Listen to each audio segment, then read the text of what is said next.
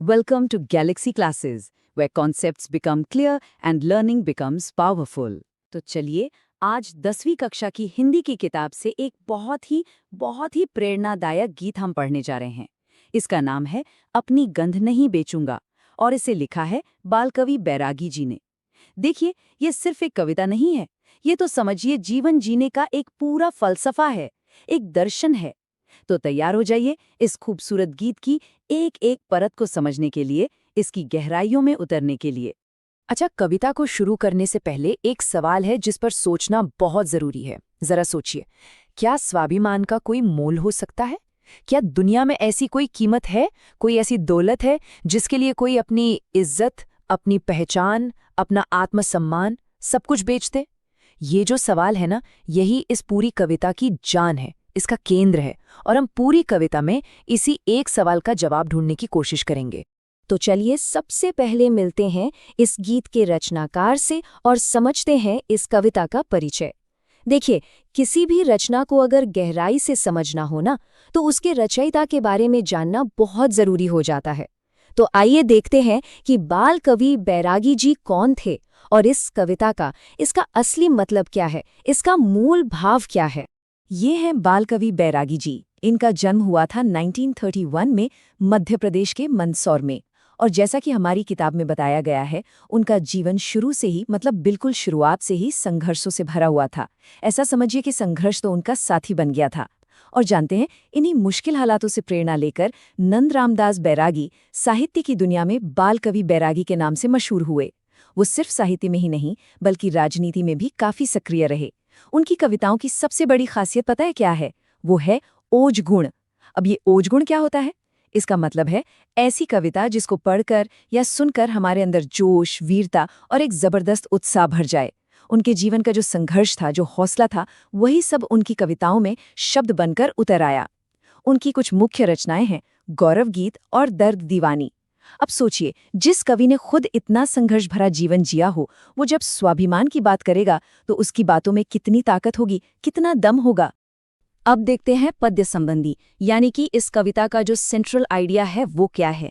हमारी किताब में साफ साफ लिखा है कि इस गीत में गीतकार ने एक फूल का उदाहरण लिया है, उसके स्वभाव की खासियतें बताई हैं और कहा है कि फूल चाहे किसी भी परिस्थिति में हो, कैसी भी मुश्किल आ जाए, वो अपनी गंध नहीं बेचता। अब यहाँ एक बात समझनी होगी, यहाँ गंध का मतलब सिर्फ खुशबू या महक नहीं है। नहीं, यहाँ गंध एक प्रतीक है, एक सिंबल है। गंध का असली मतलब है फूल का स्वाभिमान, उसकी पहचान, उसकी अस्मिता। और कवि यही चाहते हैं कि फूल का जो ये स्वाभिमान वाला गुण है ना, इसे हम इंसानों को भी अपनाना चाहिए। तो चलिए कविता का पहला अंतरा शुरू करते हैं। यहाँ पर फूल किसी से दबी जुबान में बात नहीं कर रहा, वो तो सीधे सीधे पूरी दुनिया के सामने अपने स्वाभिमान की एक घोषणा कर रहा है, एक ऐलान कर रहा है। वो साफ साफ बता रहा है कि उसका आत्मसम्मान बिकाऊ नहीं है।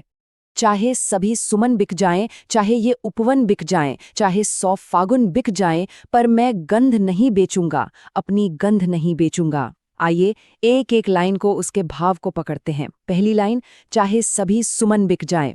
यहाँ पर सुमन शब्द का सीधा सा मतलब है फूल। तो फूल कह रहा है कि मुझे इस बात से कोई फर्क नहीं पड़ता कि दुनिया के बाकी सारे फूल बिक रहे हैं, अपने सिद्धांतों को, अपनी सच्चाई को छोड़ रहे हैं। कवि का भाव ये है कि समाज में हमें ऐसे बहुत से लोग मिल सकते हैं जो थोड़े से लालच के लिए, थोड़े से फायदे के लिए अपने सारे मूल्य, अपनी सारी अच्छी बातें बेच देते हैं। पर ये फूल साफ कहता है, वो बिकते हैं तो बिक जाएं, मैं नहीं बिकूंगा। कवि ने सभी सुमन शब्द का इस्तेमाल ये दिखाने के लिए किया है कि भले ही पूरी दुनिया गलत रास्ते पर चल रही हो, दबाव कितना भी ज्यादा क्यों न हो, एक स्वाभिमानी इंसान को अपने सिद्धांतों पर अटल रहना चाहिए। परीक्षा की नजर से देखें तो इस पंक्ति का अर्थ है कि बहुमत अगर गलत हो तो भी हमें सही रास्ते पर अकेले चलने का साहस रखना चाहिए। अब दूसरी पंक्ति, चाहे ये उपवन बिक जाएं। उपवन का मतलब होता है बाग या बगीचा। अब बात सिर्फ दूसरे फूलों की नहीं रही, अब बात पूरे बगीचे की हो रही है।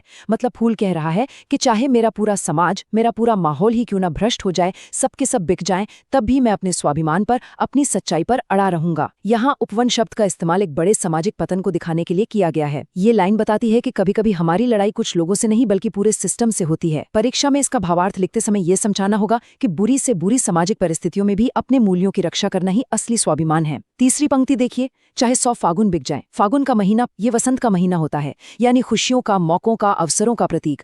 तो 100 फागुन बिक जाए का मतलब है कि चाहे मेरे जीवन की सारी खुशियां, सारे अच्छे मौके, सारी तरक्की मुझसे छिन जाएं, या फिर उन्हें पाने के लिए मुझे अपने स्वाभिमान का सौदा करना पड़े, तो भी मैं ये सौदा हरगिज नहीं करूंगा। कवि ने 100 फागुन कहकर ये बताया है कि लालच बहुत बड़ा हो सकता है। जीवन में कई बार हमें बड़े बड़े पद या लाभ के लिए गलत काम करने का दबाव मिलता है। लोग अपने फागुन खरीदने के लिए अपनी गंध बेच देते हैं, पर यह फूल ऐसा नहीं है। और आखिर में वो अपनी घोषणा को दोहराता है, पर मैं गंध नहीं बेचूंगा, अपनी गंध नहीं बेचूंगा। यहाँ गंध का जो गहरा अर्थ है वो है हमारी पहचान, हमारा चरित्र, हमारा आत्मसम्मान। और फूल का ये पक्का इरादा है कि वो इन्हें कभी नहीं बेचेगा। 2 बार गंध नहीं बेचूंगा कहना उसके पक्के निश्चय को, उसके दृढ़ संकल्प को दिखाता है। ये उसकी आत्मा की आवाज है। परीक्षा के लिहाज से इन पंक्तियों का भावार्थ लेते समय सुमन, उपवन और फागुन के प्रतीकात्मक अर्थ को समझाना बहुत जरूरी है। बहुत खूब। अब हम दूसरे अंतरे की तरफ बढ़ते हैं। यहाँ कवि हमें बताते हैं कि फूल का ये जो स्वाभिमान है, ये आया कहाँ से है। ये कोई अहंकार या घमंड नहीं है, नहीं, ये तो कृतज्ञता से जन्मा है।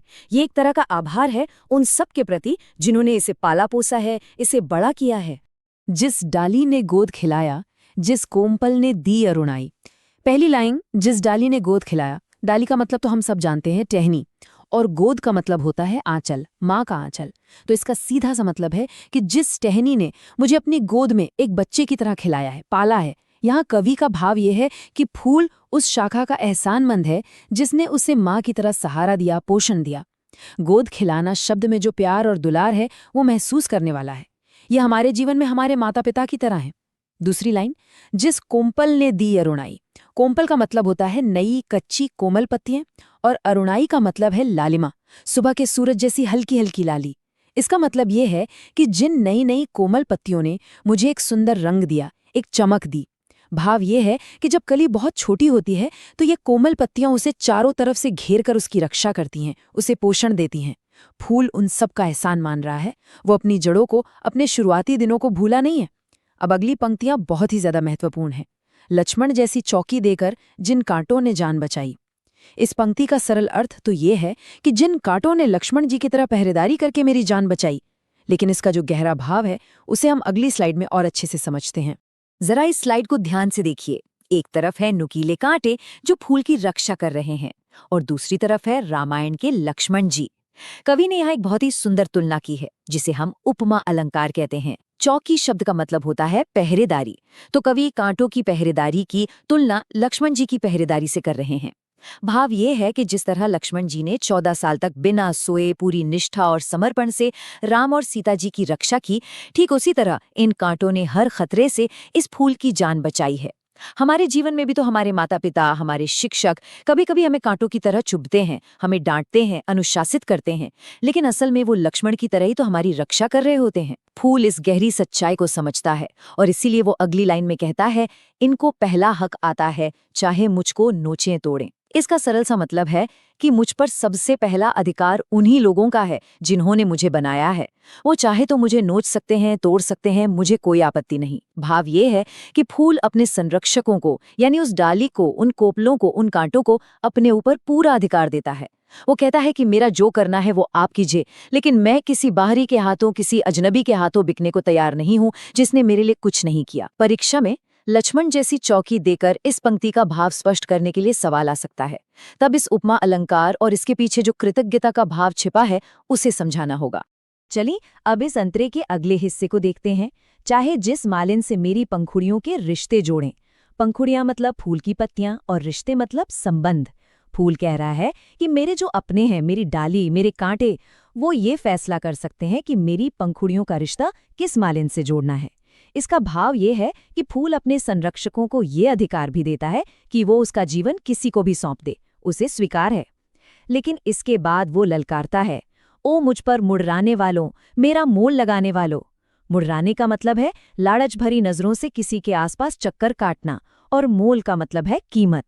वो उन लोगों को सीधे सीधे चुनौती दे रहा है जो भौरों की तरह उस पर मंडरा रहे हैं, उसकी कीमत लगा रहे हैं और उसे खरीदने के सपने देख रहे हैं। उनसे वो साफ साफ कहता है, जो मेरा संस्कार बन गई वो सौगंध नहीं बेचूंगा। वाह क्या बात है, यहाँ गंध अब संस्कार बन चुकी है। संस्कार मतलब हमारे जीवन के वो मूल आदर्श, वो मूल्य जो हमारे चरित्र का हिस्सा बन जाते हैं। तो भाव ये है कि स्वाभिमान अब सिर्फ एक आदत नहीं है, बल्कि उसके चरित्र का एक अटूट हिस्सा बन गया है। और ये उसके लिए एक सौगंध है, एक पवित्र कसम है, और कोई भी अपनी कसम नहीं बेचता। तो इस पूरे अंतरे में हमने देखा कि फूल का स्वाभिमान, कृतज्ञता और अपने मूल्यों पर टिका है। ये हमें सिखाता है कि आत्मसम्मान का मतलब अपनों का अनादर करना नहीं, बल्कि बाहरी दुनिया के लालच के सामने घुटने ना टेकना है। बहुत बढ़िया। अब हम तीसरे अंतरे पर आ गए हैं। यहाँ फूल अपने सिद्धांतों पर अपनी मजबूती, अपनी दृढ़ता को जाहिर करता है। वो कहता है कि बाहर की परिस्थितियां चाहे जैसी भी हों, चाहे अच्छे दिन आए या बुरे, उसे कोई हिला नहीं सकता, उसे कोई डिगा नहीं सकता। मौसम से क्या लेना मुझको, ये तो आएगा जाएगा। मौसम यानी ऋतु, पर यहाँ मौसम का मतलब सिर्फ सर्दी गर्मी नहीं है। यहाँ इसका मतलब है जीवन में आने वाले सुख और दुख, अच्छे और बुरे दिन। फूल कहता है कि ये सब तो जीवन का चक्र है, ये तो आते जाते रहेंगे। मैं इनकी वजह से अपने सिद्धांत, अपनी असलियत नहीं बदलने वाला। दाता होगा तो दे देगा, खाता होगा तो खाएगा। यहाँ दाता का मतलब है देने वाला, जैसे बसंत का मौसम जो बाहर देता है, और खाता का मतलब है लेने वाला या नष्ट करने वाला, जैसे पतझड़ का मौसम। फूल का भाव है कि समय अगर देने वाला होगा तो खुशियां देगा, और अगर लेने वाला होगा तो सब कुछ छीन लेगा। वो इस सच्चाई को स्वीकार करता है, लेकिन इसके आगे झुकता नहीं। अगली पंक्तियां हैं, कोमल भंवरों के सुर सरगम, पतझड़ों का रोना धोना। सुर सरगम यानी संगीत के 7 सुर भंवरे फूल पर आकर गुनगुनाते हैं, जो तारीफ का, प्रशंसा का प्रतीक है। और पतझड़ों यानी पतझड़ का मौसम, जो दुख, निराशा और उदासी का प्रतीक है। फूल कह रहा है कि न तो उसे भंवरों की मीठी मीठी बातों से, उनकी झूठी तारीफ से कोई फर्क पड़ता है, और न ही पतझड़ के दुख से। वो सुख में और दुख में, दोनों ही हाल में एक जैसा रहता है, स्थिर रहता है। मुझ पर क्या अंतर लाएगा पिचकारी का जादू टोना। होली में पिचकारी से जो रंग डाले जाते हैं वो कुछ देर के लिए होते हैं, स्थायी नहीं होते। तो भाव यह है कि ये जो बाहरी दुनिया के झूठे आकर्षण हैं, जो जादू टोने की तरह उसे अपनी ओर खींचने की कोशिश कर रहे हैं, उनका उस पर कोई असर नहीं होने वाला। हमारे जीवन में इसका मतलब है कि न तो हमें तारीफ सुनकर बहुत ज्यादा फूलना चाहिए, और न ही बुराई सुनकर निराश होना चाहिए। अपने सिद्धांतों पर हमेशा टिके रहना चाहिए। और फिर देखिए, वो उन खरीदारों को एक बार फिर से ललकारता है। ओ नीलाम लगाने वालों, पल पल दाम बढ़ाने वालों। नीलाम का मतलब होता है बोली लगाकर बेचना, और दाम मतलब कीमत या मूल्य। वो कह रहा है कि सुनो, जो मेरी बोली लगा रहे हो, जो हर पल मेरी कीमत बढ़ा रहे हो, जो मुझे खरीदने के लिए बड़े से बड़ा लालच दे रहे हो, तो तुम सब सुन लो, मैंने जो कर लिया स्वयं से, वो अनुबंध नहीं बेचूंगा। स्वयं मतलब खुद से, और अनुबंध का मतलब है एक समझौता, एक कॉन्ट्रैक्ट, एक प्रतिज्ञा। यह पंक्ति बहुत बहुत ही शक्तिशाली है। फूल का भाव है कि उसका ये जो सिद्धांत है ना, ये किसी और ने उस पर थोपा नहीं है, ये तो उसका खुद के साथ किया हुआ एक अनुबंध है, एक वादा है। और भला कोई खुद से किया वादा कैसे तोड़ सकता है? और इसीलिए अपनी गंध नहीं बेचूंगा। परीक्षा में अगर इस अंतरे का भावार्थ पूछा जाए तो ये बताना होगा कि फूल सुख दुख, मान अपमान और हर तरह के लालच से ऊपर उठ चुका है, क्योंकि उसका स्वाभिमान उसके खुद के साथ किए गए एक मजबूत अनुबंध पर टिका है। लीजिए, अब हम कविता के आखिरी और शायद सबसे ज्यादा असरदार अंतरे पर पहुंच गए हैं। यहाँ फूल अपने जीवन के अंत के बारे में बात करता है, और खुददारी यानी कि आत्मसम्मान का एक बहुत बड़ा, एक बहुत गहरा संदेश देता है। फूल कहता है, मुझको मेरा अंत पता है, पंखुरी पंखुरी झर जाऊंगा। अंत यानी कि समाप्ति, दी एंड। झर जाना मतलब टूट कर गिर जाना। फूल को ये बात अच्छी तरह से पता है कि वो हमेशा नहीं रहने वाला, वो अमर नहीं है। एक दिन आएगा जब उसकी एक एक पंखुड़ी टूट कर गिर जाएगी और वो मिट्टी में मिल जाएगा। उसे अपनी नश्वरता का, अपनी मॉर्टैलिटी का पूरा पूरा एहसास है। लेकिन पहले पवन परी संग एक एक के घर जाऊंगा। पर मरने से पहले उसकी एक इच्छा है, वो पवन परी यानी हवा रूपी परी के साथ बैठकर हर किसी के घर जाना चाहता है। लेकिन क्यों? भूल चूक की माफी लेगी सबसे मेरी गंध कुमारी। कुमारी शब्द का अर्थ है पवित्र, प्योर। वो चाहता है कि उसकी जो पवित्र गंध है, यानी उसके जो अच्छे विचार हैं, उसके जो मूल्य हैं, वो दुनिया में हर एक इंसान तक पहुंचे। और अगर जीवन में उससे कोई भूल चूक हुई हो तो वो सबसे क्षमा भी मांग लेना चाहता है। यहाँ कवि का भाव ये है कि एक स्वाभिमानी व्यक्ति मरने से पहले अपनी अच्छाई, अपना ज्ञान दुनिया में फैलाकर जाना चाहता है। वो अपने पीछे एक अच्छी याद, एक सकारात्मक विरासत छोड़कर जाना चाहता है। और अब आते हैं कविता की सबसे शक्तिशाली पंक्तियां। उस दिन ये मंडी समझेगी किसको कहते हैं खुददारी। मंडी यानी कि बाजार, ये दुनिया जो हर चीज को खरीदने और बेचने की नजर से देखती है। और खुददारी मतलब आत्मसम्मान, सेल्फ रिस्पेक्ट।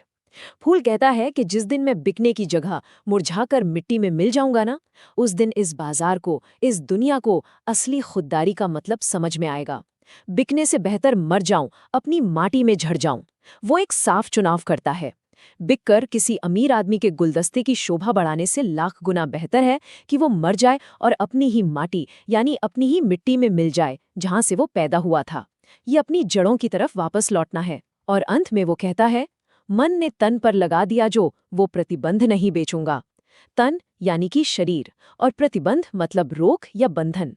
ये बहुत ही गहरी बात है। फूल कह रहा है कि ये जो न बिकने का फैसला है, ये मेरे मन ने, मेरी आत्मा ने, मेरे शरीर पर लगाया हुआ एक बंधन है। हो सकता है कि मेरा शरीर लालच में आ जाए, लेकिन मेरी आत्मा ने उसे रोक रखा है।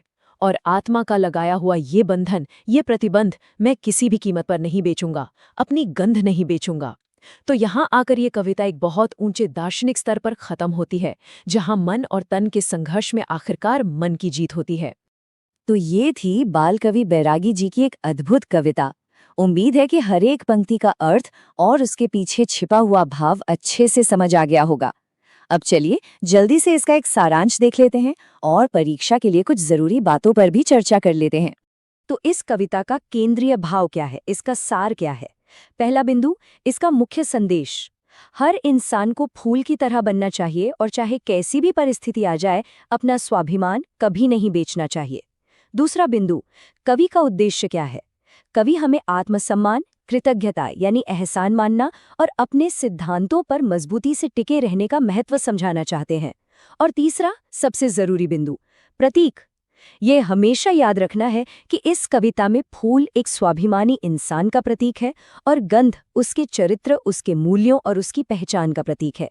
ये तीन बिंदु उत्तर लिखते समय बहुत काम आएंगे। चलिए अब कुछ महत्वपूर्ण शब्दों को जल्दी से दोहरा लेते हैं ताकि वो अच्छे से याद हो जाएं। गंध, इसका गहरा अर्थ है स्वाभिमान या अस्मिता। अरुणाई, सुबह की लालिमा या लाली। चौकी, पहरेदारी। मोल, कीमत या मूल्य। अनुबंध, समझौता या प्रतिज्ञा। खुददारी, आत्मसम्मान या स्वाभिमान। और प्रतिबंध, खुद पर लगाया गया बंधन या रोक। इन शब्दों और इनके अर्थों को अच्छी तरह से याद रखना है। अब एक नज़र डालते हैं कि परीक्षा में इस कविता से किस तरह के सवाल आ सकते हैं। पहला, पद्यांश का भावार्थ। कोई भी एक अंतरा देकर उसका सरल अर्थ और भाव लिखने को कहा जा सकता है। इसमें आपको लाइन बाय लाइन अर्थ भी लिखना है और उसके पीछे छिपे कवि के संदेश को भी समझाना है। दूसरा, शब्द संपदा। पद्यांश में से विलोम शब्द, समानार्थी शब्द या फिर शब्द युग्म जैसे कि रोना, धोना ढूंढने के लिए कहा जा सकता है।